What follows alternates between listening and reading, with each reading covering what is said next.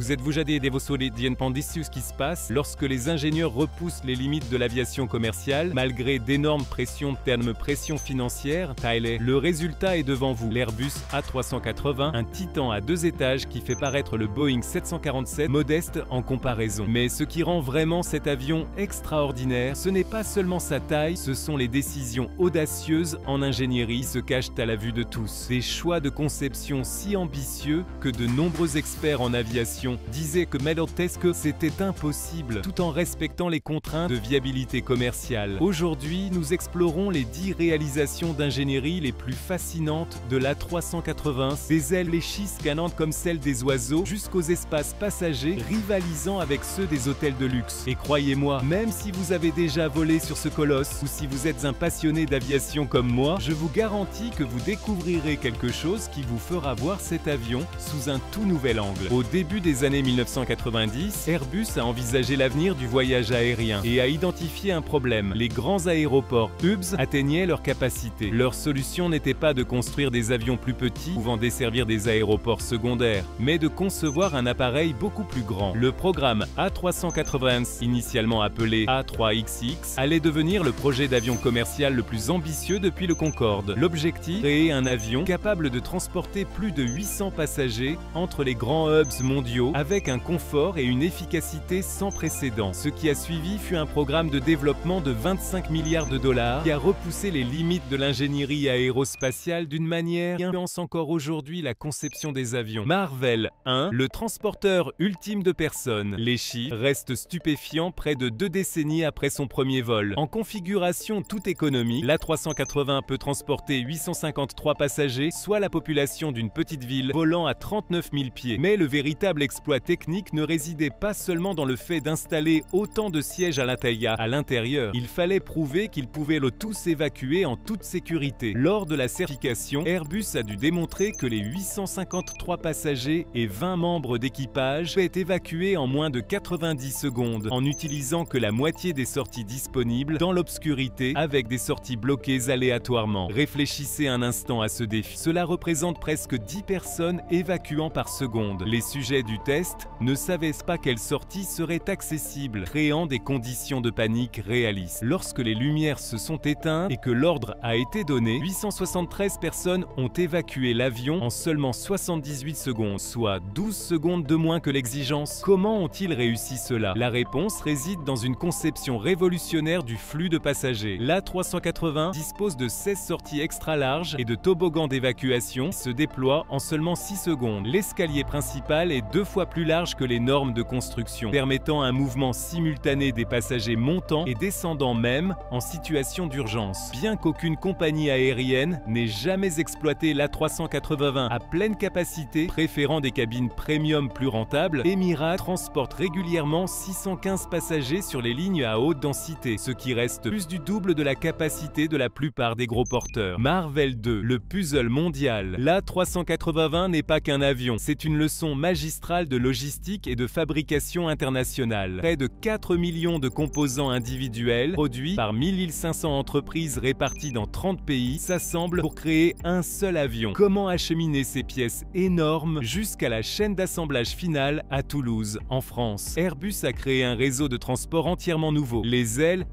fabriquées en or du pays de Galles, sont trop grandes pour les avions cargo classiques. Elles ont donc dû voyager en barge sur la rivière Dee jusqu'au port de Mostyn, où elles ont été chargées sur des navires roulants conçus sur mesure. Après leur arrivée à Bordeaux, en France, elles continuaient par convoi spécialisé sur un itinéraire minutieusement planifié avec des ponts renforcés et des ronds-points modifiés spécialement pour les composants de l'A380. Ce n'est pas simplement de la gestion de chaînes d'approvisionnement, c'est une symphonie logistique qui rivalise en complexité avec les grandes opérations militaires. Vous êtes-vous déjà demandé ce qui se passe lorsqu'un seul de ces composants subit un retard? Des lignes entières de production peuvent s'arrêter, ce qui est précisément arrivé en 2006, retardant le programme de plusieurs mois. Marvel 3, le réseau neural. Cache sous la peau de l'A380 se trouve un étonnant câblage électrique de 530 km, 330 miles, suffisant pour relier Londres à Paris. Ce câblage ne sert pas uniquement aux fonctions de confort. Il constitue le système nerveux du système de commande de vol électrique le plus avancé jamais installé dans un avion commercial. Contrairement aux commandes hydrauliques, ces fils transmettent des commande numérique qui ajuste les surfaces de contrôle avec une précision microscopique des milliers de fois par seconde. Le développement précoce de l'A380 a rencontré un obstacle majeur lié à ce câblage. Les équipes d'ingénierie allemandes et françaises utilisaient des logiciels de conception assistés par ordinateur CAO différents qui ne pouvaient pas parfaitement communiquer entre eux. Lorsque les faisceaux de câbles construits en Allemagne ont été installés dans des sections de fuselage fabriquées en France, ils se sont révélés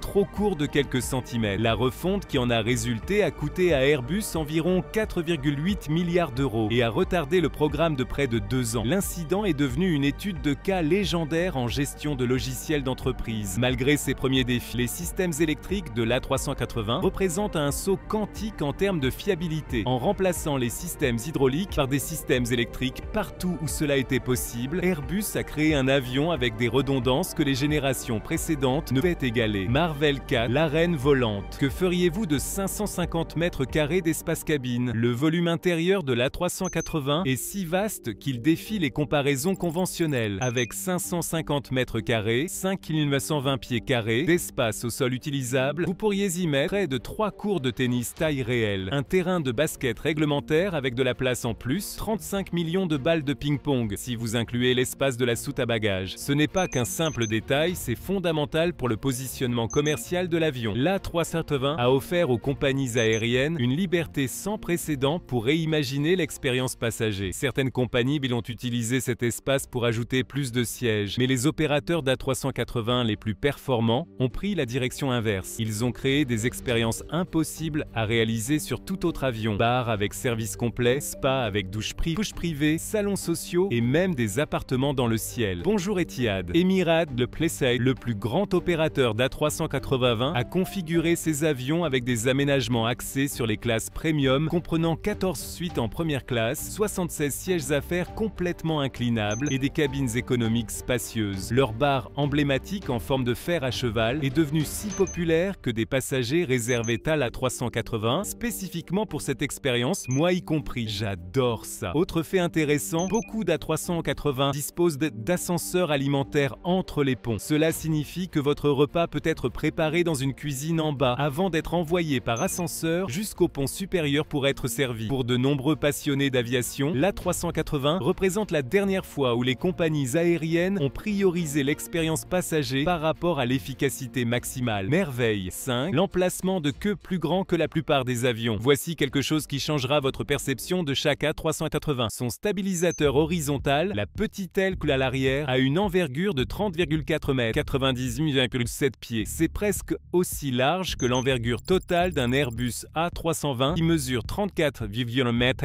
sans les ailerons de bout d'aile. Cette immense surface de commande n'est pas qu'esthétique. Elle offre l'autorité de contrôle précise nécessaire pour manœuvrer un avion d'une masse équivalente à environ 400 voitures familiales. En générant jusqu'à 5000 livres de force dans les deux directions, elle peut ajuster l'assiette de l'avion avec une agilité surprenante. Le stabilisateur vertical, haut de près de 4 étages, est fabriqué à partir de composites en fibre de carbone qui le rendent plus léger qu'une construction en aluminium traditionnelle. Cette queue est si grande qu'Airbus a dû construire des installations spéciales juste pour la fabriquer. Les pilotes ayant volé sur l'A380 décrivent un avion qui réagit avec une réactivité remarquable, presque comme un avion bien plus petit. Cette précision provient de ses surfaces de contrôle surdimensionnées, fonctionnant en harmonie avec le système de commandes électriques dont nous avons parlé précédemment. Marvel 6, ailes qui se flexibilisent comme des oiseaux. Les ailes de l'A380 sont sa caractéristique visuelle définissante, immédiatement reconnaissable à leur courbure extrême vers le haut, aux extrémités. Mais ce que la plupart des gens ne réalisent pas, c'est que ces ailes sont conçues pour changer de forme de manière spectaculaire en plein vol. À l'altitude de croisière, les ailes se plient vers le haut de façon impressionnante jusqu'à 4 mètres, soit 13 pieds. Ce n'est pas un défaut de conception, c'est un génie de l'ingénierie intentionnelle. Ces ailes flexibles absorbent les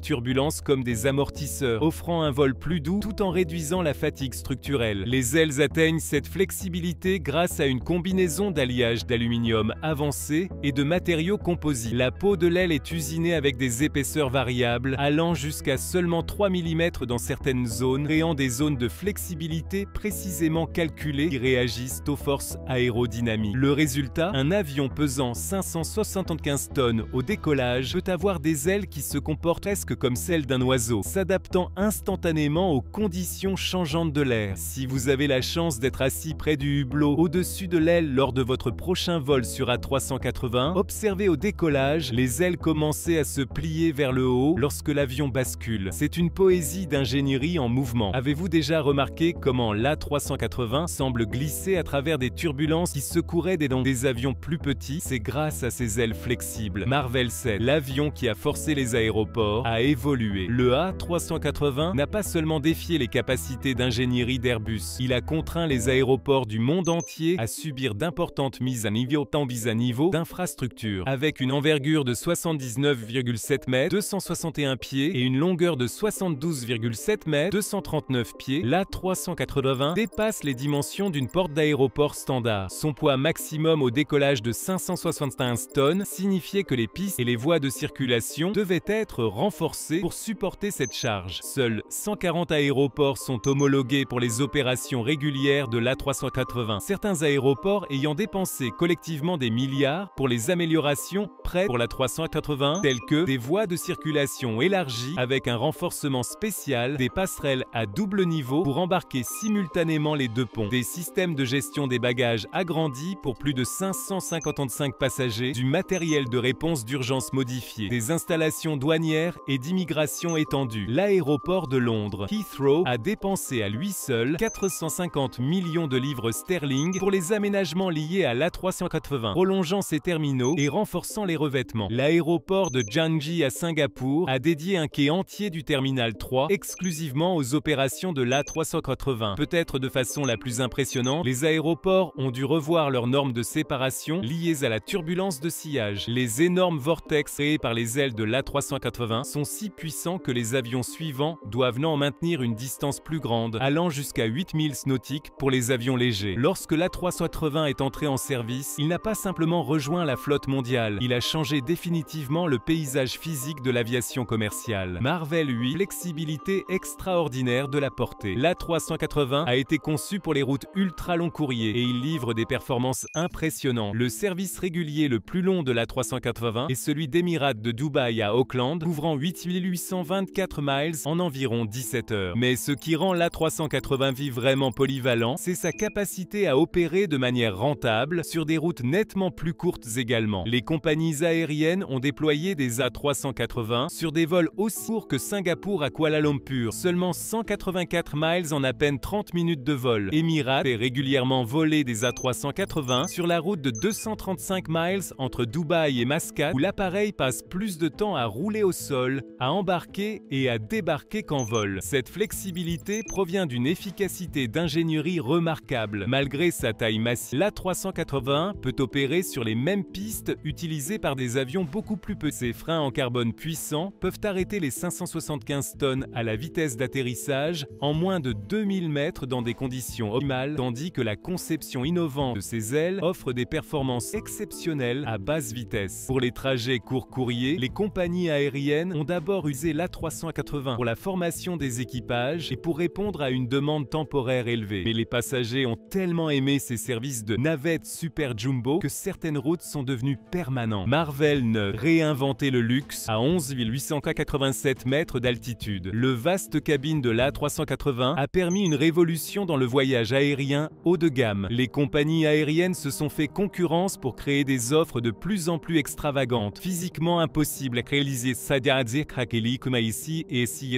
et réalisées sur sur des avions plus petits. Singapore Airlines a introduit les premières suites véritablement privées dans le ciel, des cabines entièrement fermées avec portes coulissantes, des lits indépendants et non des sièges convertibles et des ameublements en cuir humain par Poltrona Frau, qui confectionne également les intérieurs de Ferrari. Emirates a répliqué avec des spa-douches pour les passagers en première classe. Chaque passager bénéficie de 5 minutes d'eau courante à 11 887 mètres, une réalisation technique remarquable nécessitant des systèmes d'eau spéciaux et des certifications de sécurité. Mais la Gradiso d'ici des sites, la résidence d'Etihad Etihad représentait le summum du luxe sur l'A380. Un appartement volant de 3 pièces avec un salon, une chambre séparée avec un lit double et une salle de bain privée avec à 32 000 $ l'aller simple entre Abu Dhabi et New York, c'est le produit commercial aérien le plus exclusif jamais offert. Au-delà des cabines ultra premium, l'espace supplémentaire de l'A380 bénéficie à tous les passagers. Les sièges économiques de l'A380 sont généralement plus larges que sur d'autres avions et la cabine est nettement plus silencieuse. Marvel 10, la seconde vie d'un super jumbo. Alors que les premiers A380 arrivent à l'âge de la retraite, ils connaissent une vie après la sortie de service inattendue en tant qu'objet de collection. Contrairement à la plupart des avions retirés du service finissent dans des épaves désertes, les composants désaffectés de l'A380 sont transformés en marchandises haut de gamme et en souvenirs d'aviation. Une entreprise spécialisée en France démonte les premiers A390 et réutilise des pièces en objets de luxe. Les encadrements de fenêtres deviennent des cadres photos. Les bords d'attaque des ailes se transforment en bureaux de direction. Les panneaux de fuselage sont façonnés en œuvres murales. Les pales du ventilateur du moteur deviennent des pièces sculpturales se vendant à plusieurs milliers d'euros. Des souvenirs plus abordables, comme des porte-clés fabriqués à partir de matériaux de cabine, sont devenus des articles très prisés des passionnés d'aviation. Ce upcycling représente une approche unique de la durabilité en fin de vie des avions. Plutôt que de recycler simplement l'aluminium, ces avions iconiques continuent d'apporter de la joie en tant qu'œuvre d'art fonctionnelle, préservant l'héritage d'un avion que beaucoup considèrent comme le dernier avion romantique. Combien paieriez-vous pour une table de conférence réalisée avec une section d'aile d'un A380? L'A380 représente quelque chose d'increasingly rare dans l'industrie moderne, un produit conçu non seulement pour être efficace, mais pour inspirer l'émerveillement. Alors qu'Airbus a arrêté la production en 2021, après avoir livré seulement 251 appareils, bien en deçà des 1200 initialement prévus, l'influence de l'A380 s'étend bien au-delà de ces chiffres de production. Son développement a été pionnier dans les techniques d'air de fabrication, les applications composites et les pratiques de conception numérique, désormais standard dans l'industrie aéronautique. Pour les passagers qui le vivent, l'A380 rappelle une époque où le volet était spécial, où le voyage lui-même était censé être extraordinaire, pas seulement la destination. À une époque d'optimisation incessante et de réduction des coûts, l'A380 a osé privilégier l'expérience passager, l'excellence technique et l'ambition pure plutôt que l'efficacité maximale. Il n'a peut-être pas conquis le marché comme Airbus l'espérait, mais il a conquis quelque chose de peut-être plus précieux, notre imagination. Avez-vous déjà pris l'avion à bord de l'A380? Parmi ces merveilles d'ingénierie, laquelle vous a le plus impressionné? Les ailes flexibles, semblables à celles d'un oiseau, les incroyables capacités d'évacuation ou peut-être les suites privées qui ont redéfini le voyage de luxe? Partagez vos expériences dans les commentaires ci-dessous. Et si vous avez apprécié découvrir les secrets d'ingénierie derrière cette icône de l'aviation, n'oubliez pas de liker et de vous abonner pour plus d'analyses approfondies sur les avions les plus fascinants au monde.